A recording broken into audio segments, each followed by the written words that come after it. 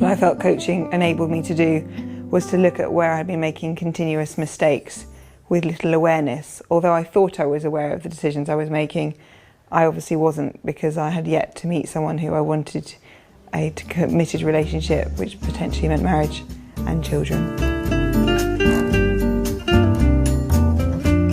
They're single, they're looking to be in a relationship, they spend a huge amount of their time, effort and money pursuing this goal. For them it is possibly the most important thing in their life. Certainly many singles are inclined to believe that the major problem is that they haven't found the right person, and if only they found the right person, everything will fall into place. And of course it is true that people have to find the right person in order to be able to settle down into a lasting relationship, but it is not by any means the only issue. And for many singles, they meet loads of people, and potentially loads of very suitable people, and yet it is still not happening.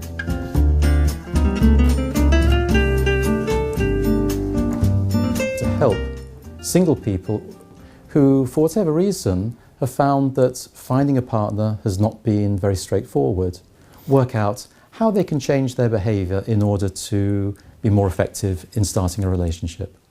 It's not just about finding the right person, it's about being the right person. As tiny children, whatever age we are, we often develop coping strategies to manage experiences that are quite painful.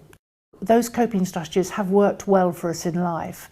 They may have helped us keep fairly distant from close, intimate relationships because we may have learned we can't rely on them, or they may have made us cling to a partner for fear of losing them. The understanding gives them the opportunity to make changes in their lives that they will benefit from, just because they understand and know that there is an opportunity to change. Relationships don't happen. Relationships are made to happen. The attitudes and the skills that we bring to the forming and securing of relationships has a significant, I would say, overriding impact on how they will experience the relationship and how other people will experience them.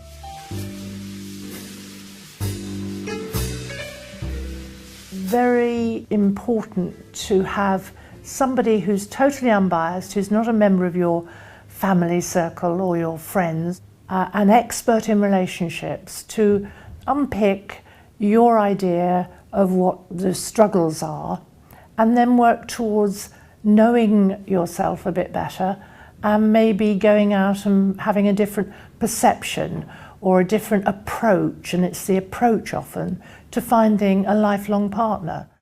Give them an opportunity to work with a trusted person to think all that through, to make sense of what's happening in their lives, to make those small adjustments that can make all the difference between success or failure.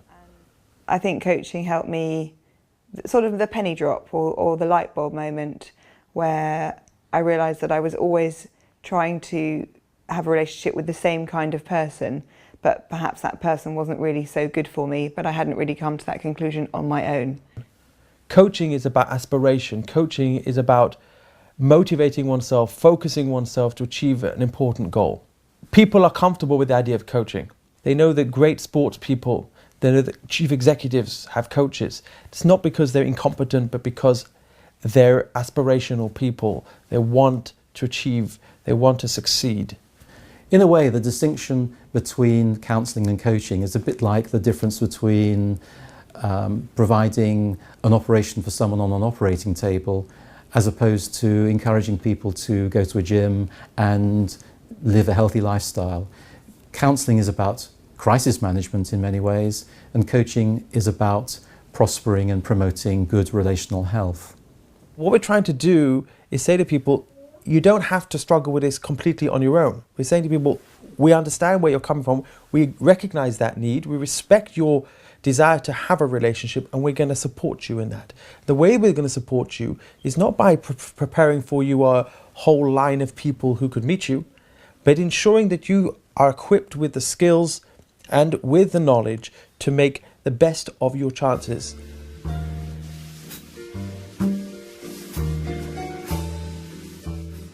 People not born with the knowledge how to make relationship successful, so it is very good if we know where to find how to learn this. I think it's useful education on relationships to different levels, because sometimes the way we think about what our perfect partner is Hollywood style, and sometimes the Hollywood style isn't reality.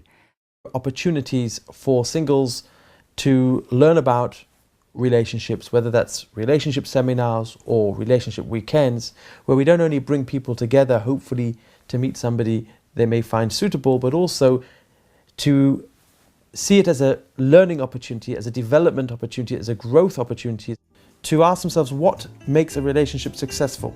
What can I do, what skills, what attitudes can I bring to my relationship to maximize its chance of success?